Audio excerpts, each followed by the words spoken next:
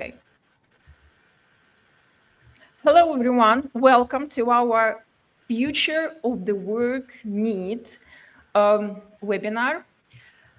Our conversation hopefully will transform the way you see leadership, people management, and the role of HR in 21st century. Let's be honest, burnouts, disengagement, emotional reactivity, workplace conflicts, they are not HR problem, they're human brain problem.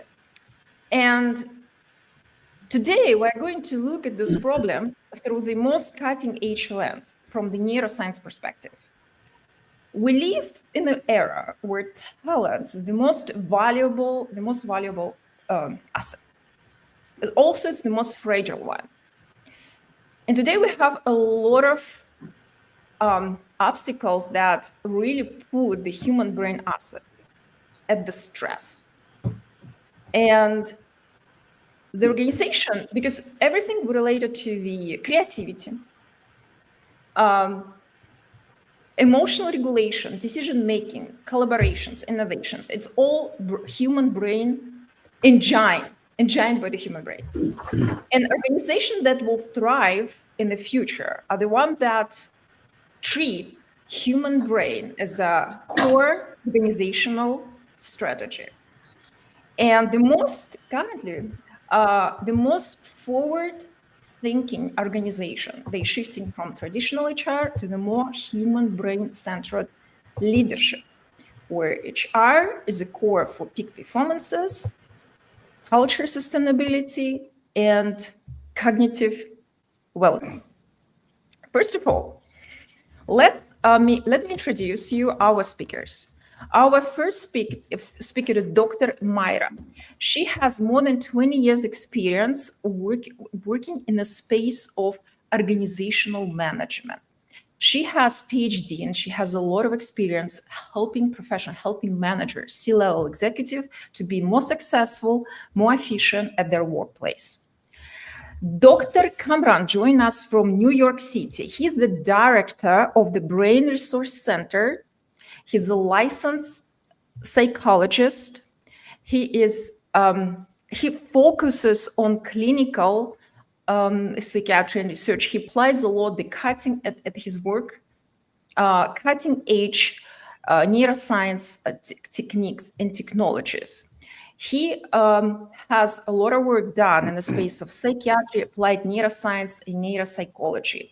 His work been published in the most reputable magazines, and he was featured in a lot of most reputable platforms. And we're very honored to have you today, Dr. Kamran. Thank you so much for being here. Okay, let's start. The first session we really have to cover and answer is what does it mean peak performance, and how to harnessing flow, what does it mean flow state, and how we can harness it, what is the best way to reach the flow state. Let's Dr. Kamran answer this question first. Okay, well, firstly, thank you for having me. Yeah, so there are, from a neuropsychological point of view, and from my perspective, peak performance in general is basically the ability to be at your best state in terms of emotional regulation and cognitive regulation. So both in terms of your affect, but also in terms of your ability to process things cognitively and perform.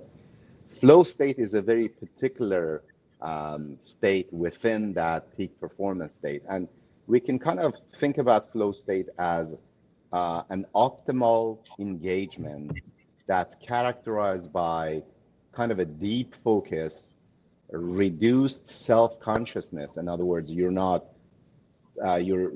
really thinking too much, and enhanced cognitive performance. So in a way, it is really being at an optimal state in terms of whatever it is you're doing, but you're not really putting much effort.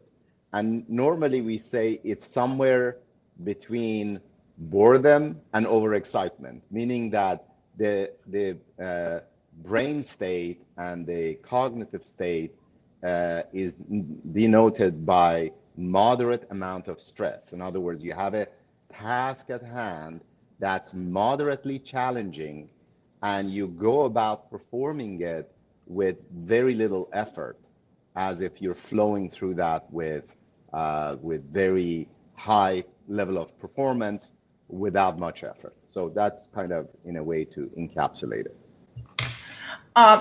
Understood. The question is how to is there any mythology that you can actually reach and keep yourself and the brain in this state?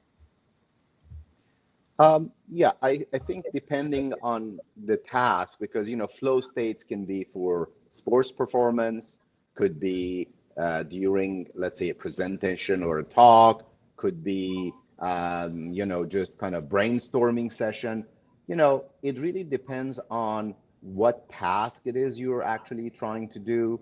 So there is a level of mastery that one needs to have of that particular skill anyway. So let's say, for instance, let's say we talk about a golfer who's going to do the putting game, right? The ability to actually have a successful experience has to do with a lot of previous muscle training and motor training to be able to get into that zone. But the flow state kicks in when you are moderately challenged and you have all that training in your background, but you're moderately challenged, but your brain states is in that particular zone where you're no longer putting much effort, but you're doing a fantastic job. And there's often an experience of time distortion as well. Things happen very quickly and things happen in a very comfortable way. Now, how to get there? There are a number of elements. As I mentioned, one needs to have some level of mastery of that task from a motor and from a kind of practice point of view. Beyond that, it's all about a brain state. Now, what can we do to enter that brain state?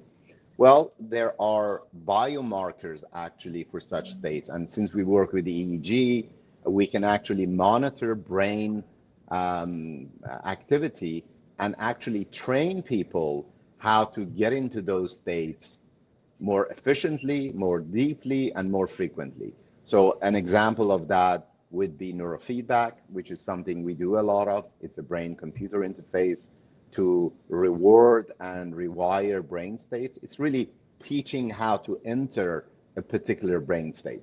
So we do that at a clinic setting. We also do it with a device that we have developed, Vital Neuro, that trains your brain how to enter into such states.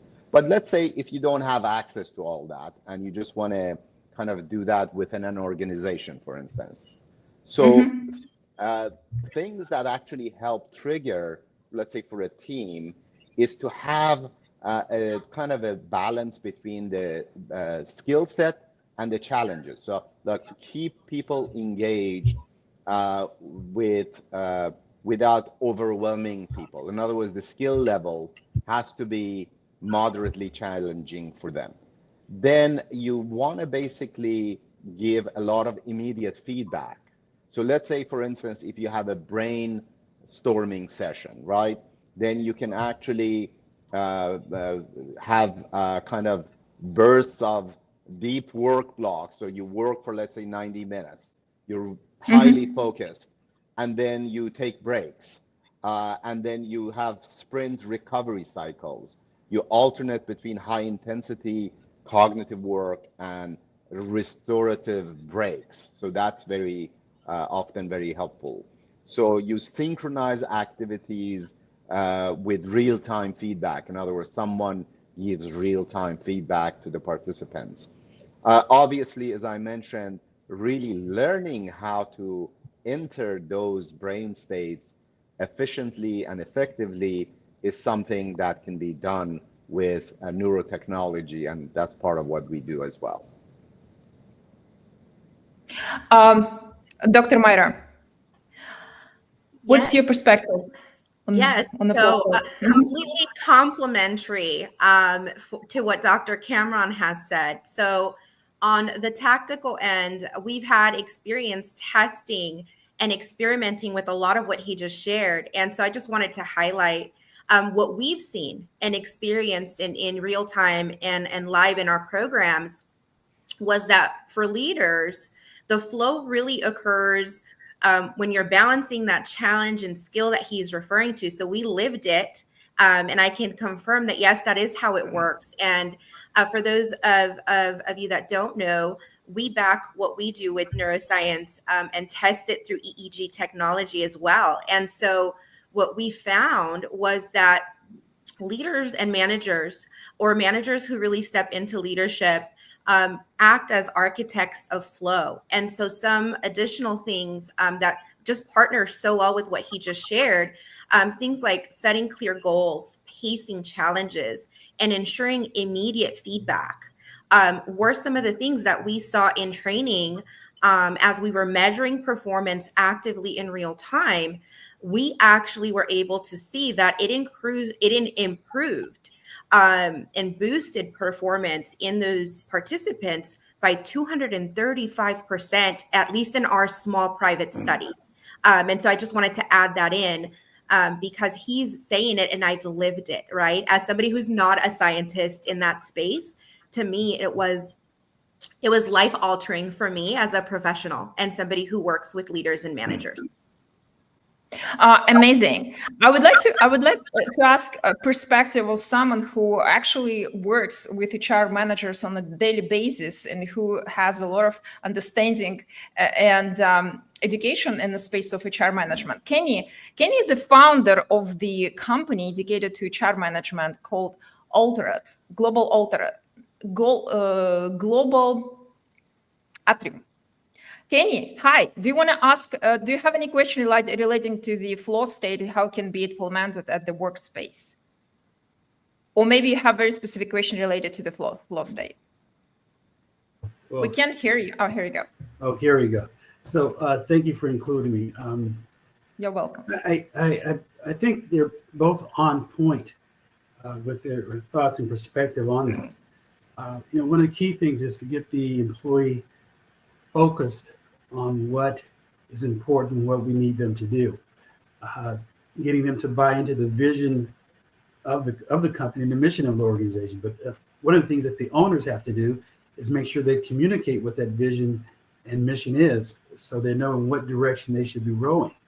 And then, I would say try to channel that focus, make it a narrow band of what it is that needs to be done instead of a plethora thing, a smorgasbord.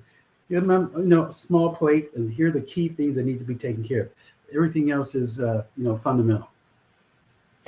You know what? Kenny actually pointed out a very important thing. What about workload? We know that from neuroscience perspective, it's a really huge thing that creates stress, that creates all sort of mental condition. So in terms of workload, how, and from neuroscience perspective, what is the best? Dr. Myra mentioned already. So the amount of work you're trying to put on your employee is supposed to be like really in the range of basically in the best of employee performance. That will be not too hard, not too easy, but challenging enough. So how can we understand what is the best way to assess, to understand what is the best workload for a particular person from neuroscience perspective? Dr. Kamran, what do you think? Well, I think that may tap into another discussion that's like, what are some of the early signs of burnout, of chronic stress, burnout? What are some of the behavioral, cognitive, biometric changes that reflect dysregulation? And yes. Some of them I can mention here. For instance, as an HR person or a manager, if you're observing, for instance, behaviors such as increased irritability, what we call decision fatigue, withdrawal from other colleagues. These are some behavioral signs. It's not like, oh, this person who works for us decided to be all of a sudden a difficult person. Maybe it is because they are experiencing burnout or chronic stress. Some of the cognitive ones include like word finding difficulties, slower processing speed of processing. So if you notice that someone that you work with is experiencing these, or reduction in creativity, obviously mood is important, emotional detachment, reduced motivation, cynicism. These are not always a sign of a character flaw with employees, but it is sometimes a sign that they are actually going through burnout. And it would be obviously very important to assess that. We also are able to assess those by doing brain mapping, looking at their physiological markers. It's often we find that people who are experiencing those, they demonstrate a very particular brain signature, and there are also other biometrics that we can look at, including HR, HRV, and so on. And one of the main ones that obviously you would need to ask the person is their sleep, and whether their sleep cycle is being interrupted and whether they're sleeping well. So those are some of the ones I would say I would recommend looking at. You mentioning a lot the devices, the way how you the tracking of real tracking, live tracking brain activities. Tell us, please, is it like it's the number one? Do we all have to have those devices? How important it is to really track the real activity of the brain? Or it can be, we can understand and assess via behavioral, via some, feedback, like real physical feedback from the human. That's a great question. I don't think we should all, I don't think we all need to be scanning our brains 24/7, although it's a nice idea. It's something we call hyper scanning. But I think that behaviorally, we're able to actually observe those things. But what does matter is actually when we know we are stressed, or we're in that burnout zone, or we're not at our peak, then these devices and these interventions can actually help to improve our state and to make sure that we have some level of buffer against burnout, and we're able to do self-care and kind of increase our ability to deal with stress and deal with more amount of stress without experiencing burnout, for instance. I also want to mention that there are also other devices, not just EEG.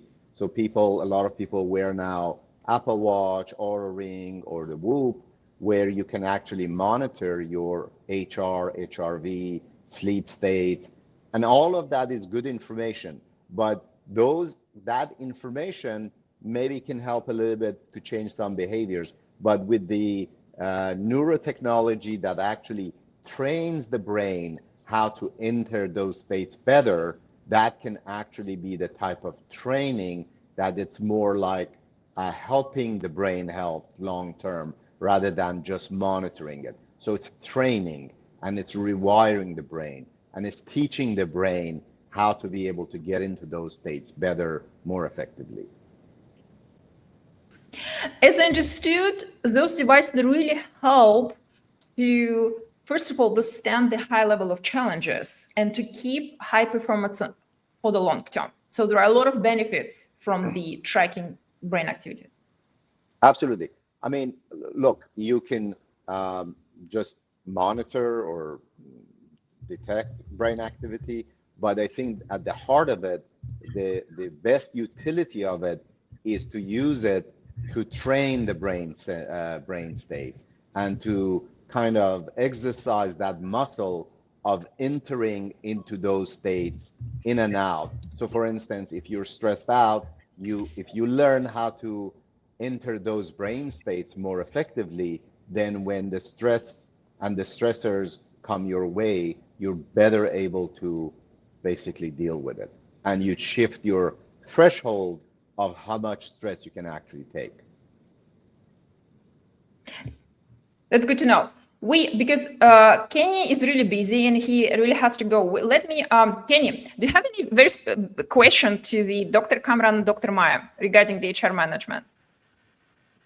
Or do you want to share something with us? Well, the doctor talked about sleep. I think there has to be a holistic approach to health and performance. I don't think anyone can do a good job without getting at least a good 6 to 7 hours of sleep. That's my goal. I set my smartwatch by it and measures my sleep every night. But health is important. Walking, maybe during or after lunch, getting some exercise in the evening after a meal, or just some type of general activity helps to stimulate the oxygen in the body and the brain, and that makes you sharper. Some of us have sedentary jobs, and in those jobs we need to get up and kind of be, take little mini breaks just to be active. If I'm on a webinar, there's no rule that says I have to sit down on the and listen to the webinar. I can stand up and walk around while I participate in the webinar. But holistic health is important to get your best performance. And one of the things that a lot of us don't do is taking some time to meditate. It's important that you give your body that time to flush out the day or to start the day with a clear head.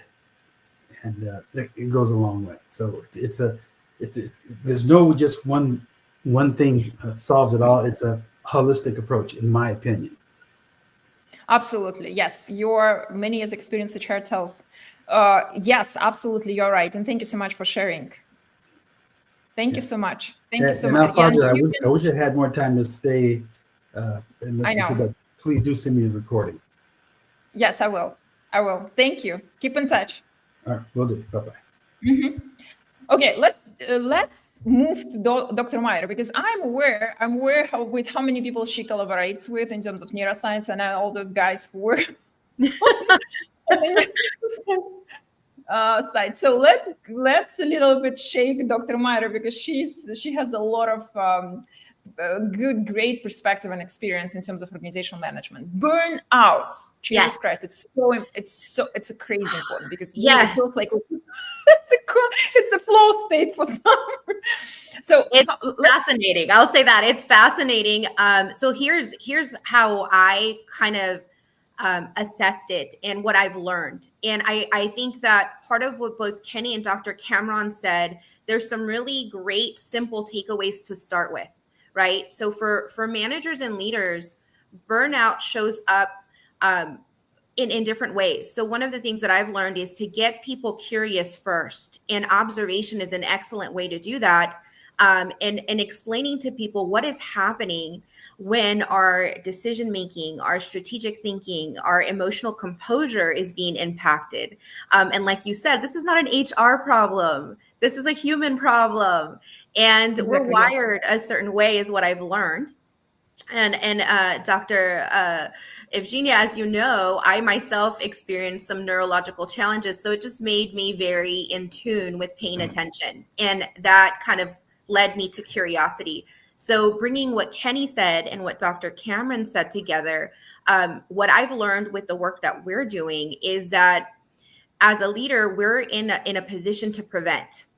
And preventative translates to tactics and knowing what tactics to take. Things like mapping workload triggers, right? Things like taking micro breaks, which is part of what Kenny was saying before meetings.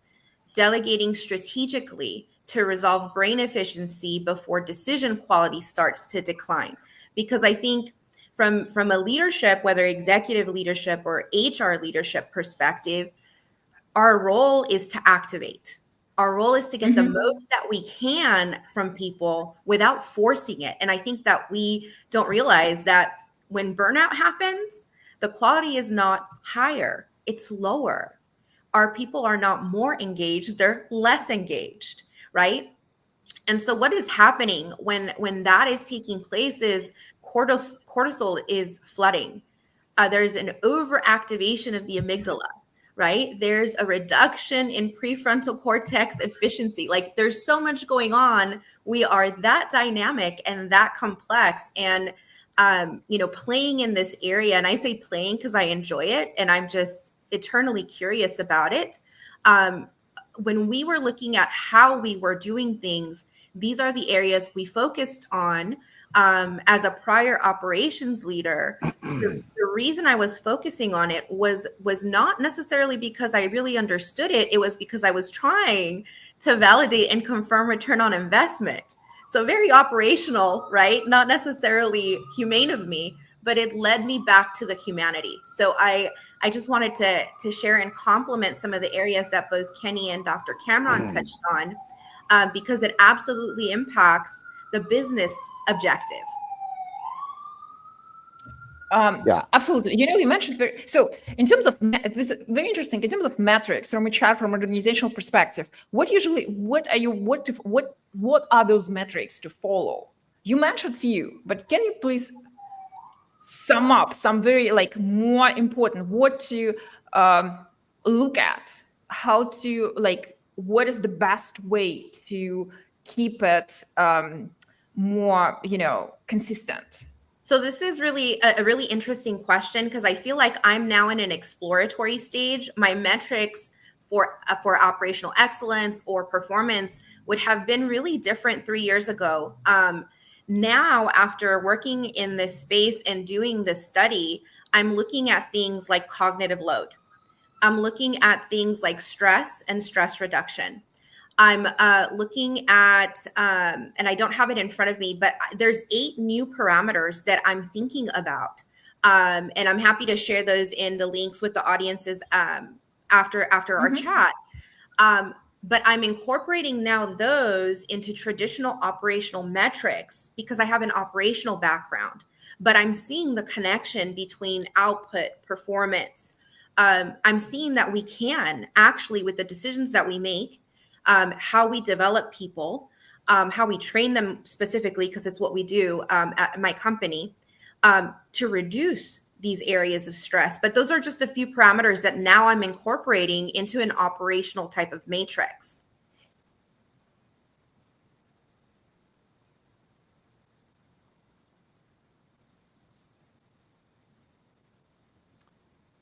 That's great. My internet is really slow. Dr. Kamran. Yes. What is your perspective on the regarding the metrics for the HR managers that they can be rely on? Yeah, I understand that each company and each HR manager, they have their own metrics and KPIs that they look at and they follow. Because we work with a lot of coaches and they're using some of our devices for brain training, we're able to also add to those metrics, but some biological data, some EEG data, usage data, and kind of combine that with their own KPIs and their own metrics. But generally, aside from natural and seasonal and many other dynamics that happens that those variables may change in terms of the efficiency or productivity of employees, even their sick days or other elements that you can easily kind of track. If you add these physiological measures, there are patterns that emerge that are interesting. Aside from that, I just wanted to mention, because we've been talking about stress and burnout, that as you probably know, stress is not the enemy. It's the amount of stress and chronic stress that's a problem. In fact, a certain level of stress, even moderate stress, can be enhancing not only performance, even our immune system. But once it gets chronic and gets over a certain threshold, then we start to experience burnout. So I would say, again, just to validate that, the the amount of stress, in other words, we don't want to be in an environment that there's no stress, then there's no progress. And even for our own physiology, that's not an ideal environment. Where we have moderate amount of stress, things that are manageable, and people can be basically motivated to move towards those states, that's the best balance to have.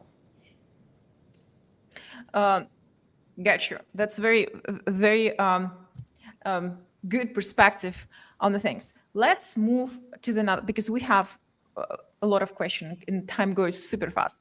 So the neuroscience of mindfulness and how it rewires the brain for resilience and clarity.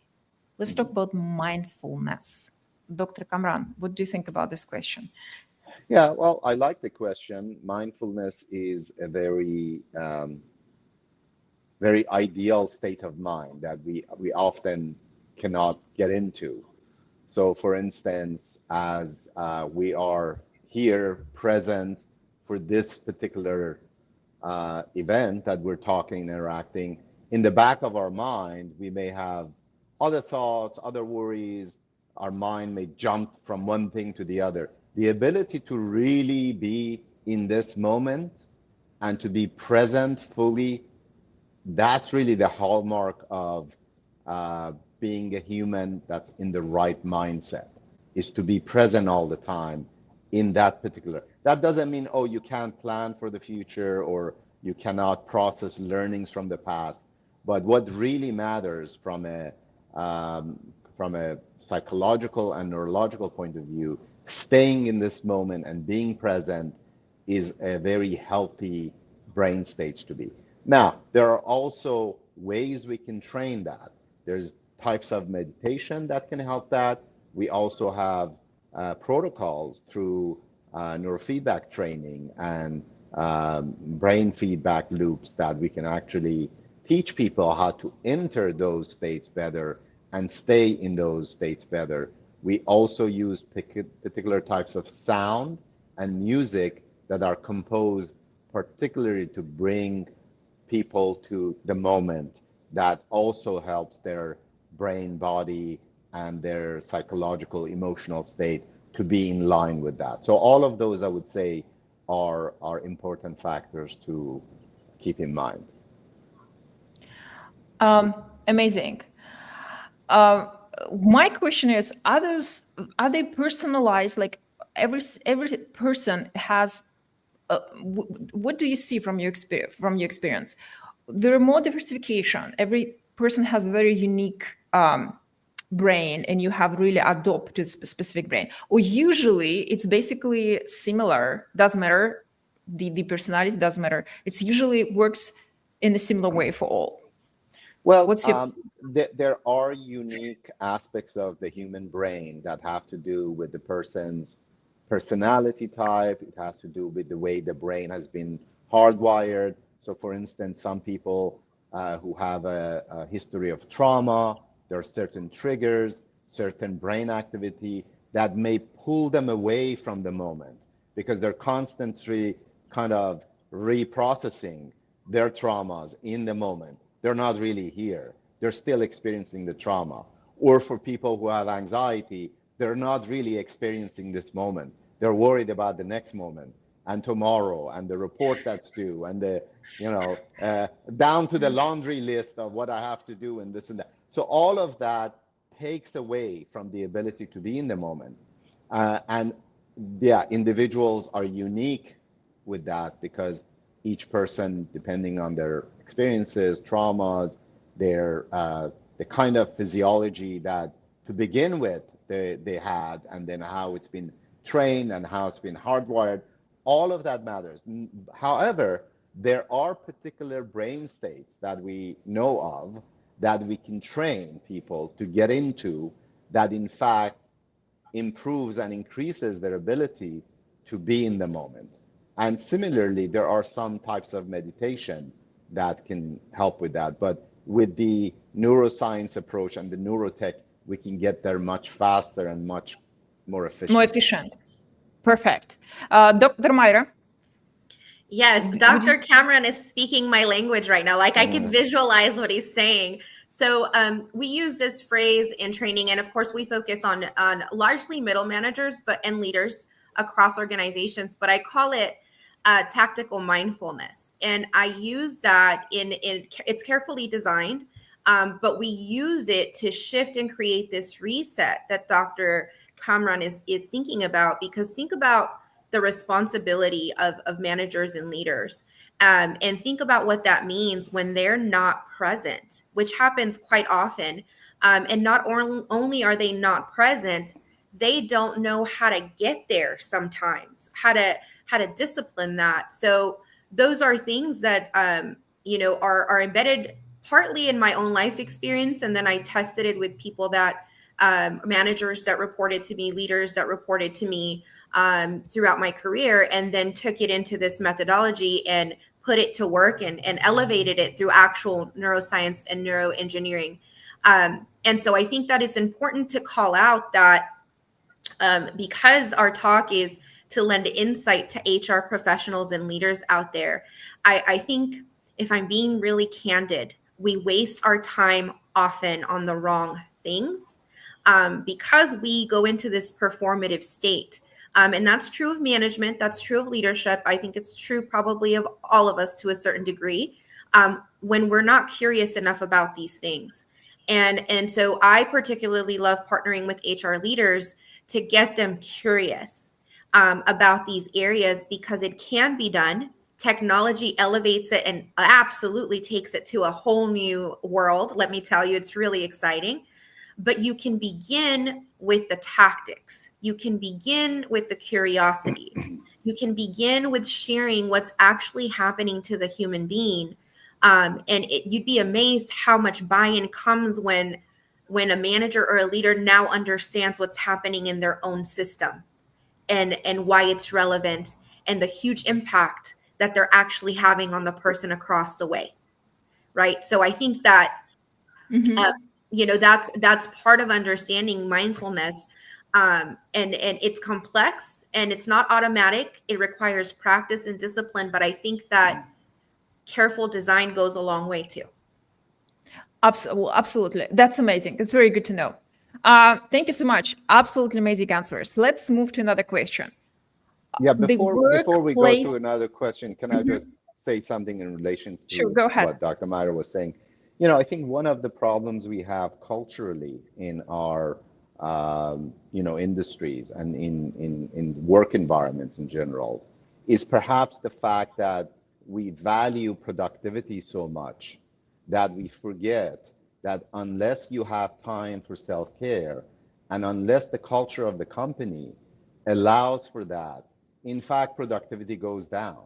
So if you allow and if you promote employees to take 20 minutes for self-care per day, just for self-care, and give them tools that can help them actually use it efficiently, not only productivity will not decrease, it is very likely that it will increase. And we've seen that across the board. We're dealing with a lot of companies today who are using our devices, and coaches are working with them and so on.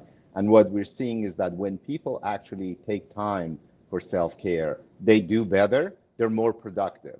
Since we, as a culture, we feel guilty to do self-care, when you can demonstrate that at the end of the day, it is better for the company to promote it, then it's a win-win situation. Yes, and especially it's sustainable results for the long term. Absolutely. Amazing. Thank you so much. Let's move to the workplace conflicts. So we know what is the role of amygdala, and we know that there's a specific region of the brain that's responsible for the being aggression, being, conflict situation. Could you please bring more light in terms of understanding how conflicts work in the brain, how does aggression come from, and what's the best way to manage and how to prevent from happening? Well, it's a very complex question, but let me try. So the amygdala is part of the limbic system. That's kind of the amygdala is what we call the watchdog of the human brain. So it's what reacts very emotionally, very raw. There's no rationality. It's quick. It's aggressive. It responds. So, and different people have different propensity towards basically having more of an emotional reaction or less of. And it is the right balance that matters, of course, as usual. But what happens is that we often need to have the right balance between more top-down control, meaning that your prefrontal cortex and parts of the brain that can actually, override that emotional response in the moment, that would be necessary. And some people are really good at it, and some people need training to get there. So for instance, we have programs that help pretty much helping with building the executive brain, the prefrontal cortex, so people can have more control over their emotional centers of their brain. Okay, so that's one way to go about it. Or you just calm down the emotions and all that. But the problem with that is if you get people too relaxed, then they're not productive. if you get them too hyped up, then they burn out. So it is really about teaching that balance and flexibility between being able to be highly productive, highly focused, even push the limits, get them challenged, but the right amount and the right amount of breaks. So when people are in conflict, similarly, they need to have the ability to have some sort of break on their amygdala and their emotional centers. So it's not just raw emotions, because then we have chaos. So it's really, and those things are trainable. They're trainable. Obviously, meditation helps, but there are more advanced methodologies using neuroscience today to train that.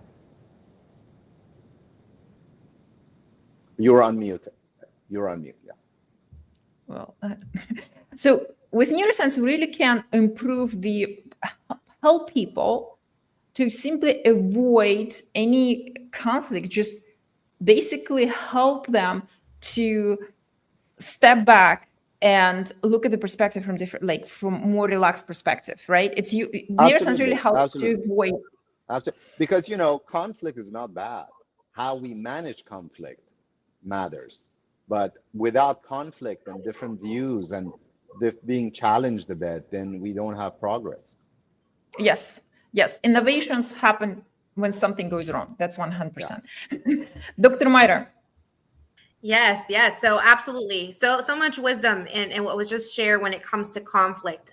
One thing that I always, we do also do some training around conflict, but specific to middle management is really where we play. And one thing that we talked about is that you can use conflict, right? You can use conflict, but in order to use it in a way that's productive in the workforce, you have to understand it. You can't avoid it. You can't be scared of it. And one thing that's true is in a leadership or management function, part of what we're supposed to do is step into conflict, diffuse it, and come out with a productive outcome, because that's the function and the role that we're playing in the workforce environment, aside from being, humans and having the natural response. So I think that understanding that we have to have an ability in that function to respond with composure and shift people who are going to potentially be in a fight or flight mode, because that's how we're wired, right? So it's important to recognize that within those moments as leaders and managers, it's not just impacting our judgment, it's impacting our emotional tone and what we're bringing back out to a team.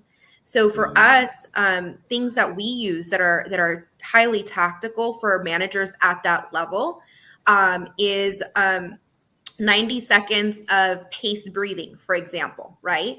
Cognitive reframing, we use that as well. We look at labeling emotions as part of understanding ourselves within that moment, so we're not so scared of it. because there's a lot of middle management behavior that leads to other problems in the workforce, like avoidance, or becoming defensive when you're supposed to be the person leading us through the conflict, right? And I think it doesn't always come from this dark, ugly place in humanity. I think it comes from us not realizing what is actually happening, and that the conflict is actually maybe not personal. Maybe it's our natural response to something that we're working through in the moment. So that would be what I would add to what Dr. Cameron said. Amazing. True, The most very important true. thing is not take it personally. And a lot of, yes, humankind intend to take everything too much.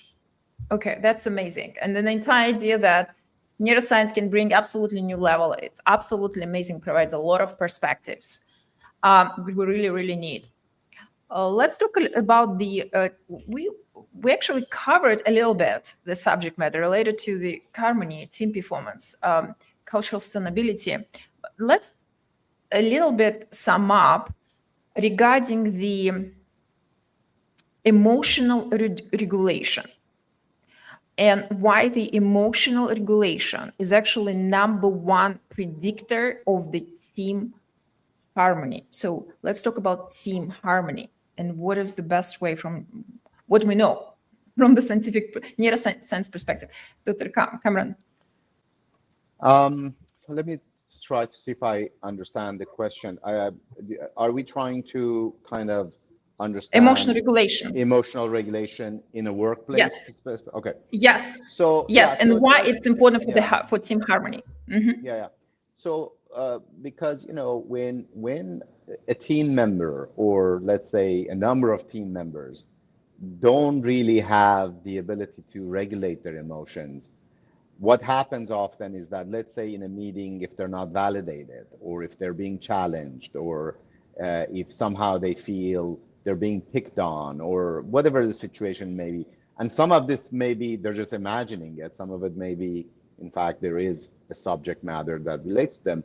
So if they cannot regulate their emotions, not only they're going to lose the grounds of having a rational and kind of a productive conversation, but these things leak into the whole group. In other words, one person is dysregulated, then very quickly another person reacts to that, and before you know it, you have chaos, and then you start to have a really negative dynamic within a team. So I think Dr. Meira was maybe mentioning this, that as people who actually manage, and they are kind of the gatekeepers of such meetings, they are the ones who need to practice the most, in my opinion, the most self-regulation, and make sure they have the best training, because they're going to have to manage other people's emotions too. And if they lose their ability to really self-regulate, then they can, it's also part of it is group dynamics. If you study group dynamics, group therapy, which obviously this is not like group therapy, but in every work environment, when you have a group of people exchanging information or trying to solve a problem, the group dynamic still has a lot of validity. And there are elements that happen within the group that often requires the leader to be very well skilled in identifying them, but also the most important thing is for that leader to be able to regulate their own emotions.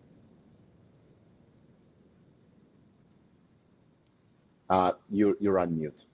Yeah, it starts, so for every single manager starts within yourself first, absolutely. and then spreads to the environment. Yeah, Dr. Meira.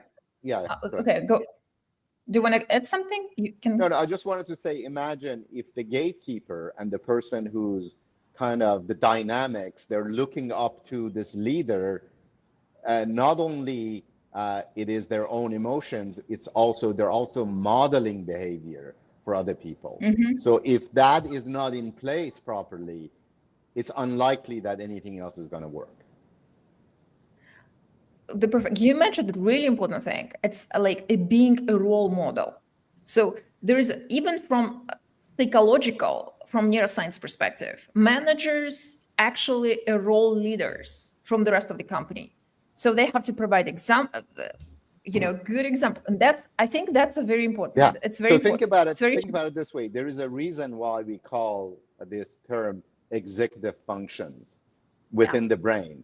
The brain has an executive, and that executive is actually asserting regulation and control over other parts of the organization of the brain, including the amygdala we talked about.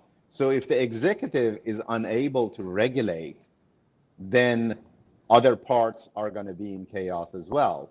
That's why I think it's important to start from there. And then, of course, it's the modeling and it's many other layers that can be also having an impact.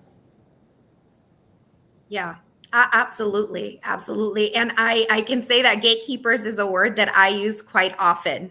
I use it all the time when I'm framing the effectiveness of the person within the role of management or leadership. And the other thing that I would share is there is such a thing as emotional contagion, right? Where you're creating this state that then translates to a team state. And I've seen that play out. And so one interesting thing that really highlights exactly what you've said, in our study, we were able to see that managers actually increased a 295% increase in engagement while they were in our 6-month training. The really interesting part of that was not just that. We were also tracking other operational KPIs to see if what they were experiencing within that environment, in a training environment, translated over to their operational environment that encompassed their team. Mm-hmm. And we were able to identify that it did, in fact, have a positive impact. So all the managers that were in the training program for those 6 months actually positively impacted external KPIs for their department, meaning that there was a positive impact across their team for every manager who participated in the program. So it's evidence that, yes, it translates from the leader, it spreads into the team. Absolutely. My internet doesn't work the best, so it keeps cutting me, but I'm here. I'm still here. And we don't have that much time left. Let's go to the last question. The last question that we actually plan to cover, which is, most importantly, how to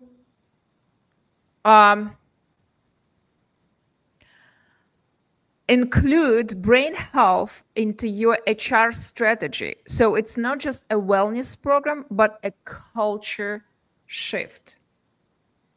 Could you repeat the question again, please? So it's a matter of incorporation of the brain health into HR strategy. So it's not just a wellness program, but a culture shift.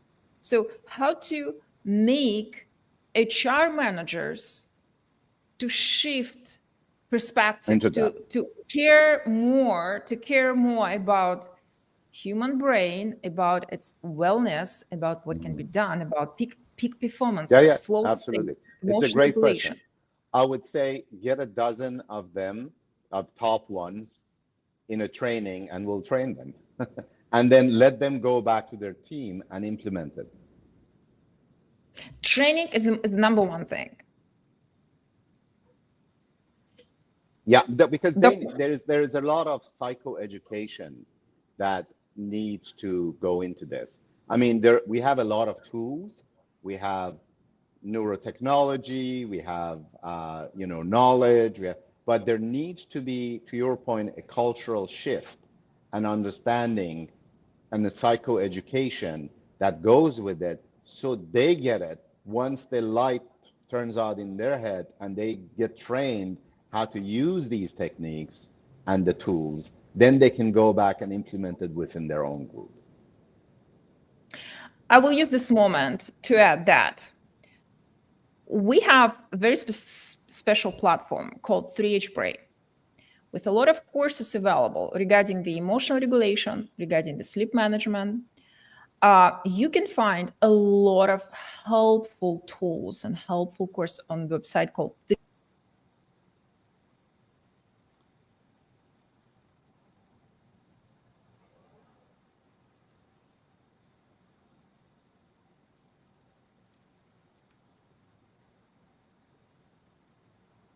Yeah, I think that her internet just it went out. froze. So yeah, so I'm sure it will come back. So we'll just wait and kind of repeat. But there you are. Okay. I'm back. So, Dr. Maya, can you please, would you like to add something? Yeah. To So one of the things that I have found very useful is now I'm combining what I'm learning, what we're learning into kind of operational strategy, which is the core of my experience has been in leading operations. So for HR leaders from an operations infrastructure standpoint, what would complement the insights and the personal growth that Dr. Cameron is mentioning is structuring workloads to manage cognitive load, like really understanding what that can do for the business and embedding that in the things that you do day to day, embedding high recovery time for high demand periods.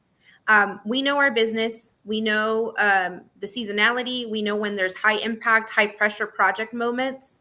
It's a very practical way to just create space for recovery, because no matter how amazing we might be, I use this phrase all the time when I'm training. We are not robots. We need to reset. We need to recover to be optimal and to create business continuity from a financial, from an operations perspective.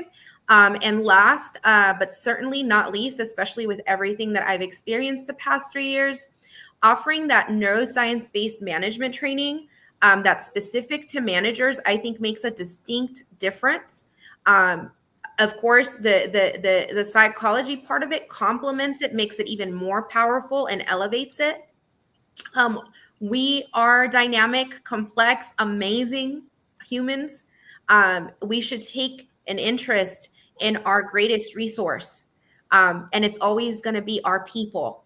And that's what it comes down to from an operations leader who understands the metrics, who understands the bottom line, top and bottom. At the end of the day, when we're looking for continuity and to exist 10 years from now, this is what's going to lead to productivity and innovation. It's not widgets. It never is. And so I'll leave the conversation with those final thoughts. I love it. Absolutely. Amazing conversation. I love it so much. A lot of interesting, useful things we heard today. So thank you so much. Well, we hope we will meet again soon. You know, we have to continue educate people regarding the subject matter. But anyhow, thank you so much. Thank you so much for being with us today, and we will close our session for the day. It's a pleasure. Thank you. Thanks. Thank you. Goodbye. Okay.